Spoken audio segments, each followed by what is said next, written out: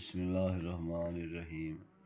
आ बुखार जो हो जाए ना, किसी को अचानक बुखार हो गया, लहंदा नहीं, इंज नहीं होंदा, ते पानी ले लो 2 कप तो उसनू चूल्हे ते रख के पका लो।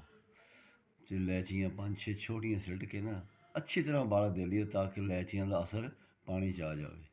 उस तो बाद उसनू वो पिया के ठंडा करके, बहुत ठंडा नहीं करना, नीम गर्म करके और मरीज़ नू पिया के ते उन्होंने ते उत्ते रजाई दे देनी है।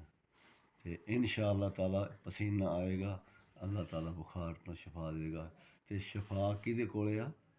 अल्लाह कोले आ। ये दवाइयां हर चीज़ मोहताज रब दी आ। कोई नहीं आराम दे सकती गोली, कोई टीका, कोई चीज़ आराम नहीं दे सकती। जो अल्लाह चाहे तो उदों शफा हो जाती है। इस ते ईमान रख के ये कम करने जेह्ड़े मैं तुहानूं दस्से आ। होर ये दवाई च कोई शै नहीं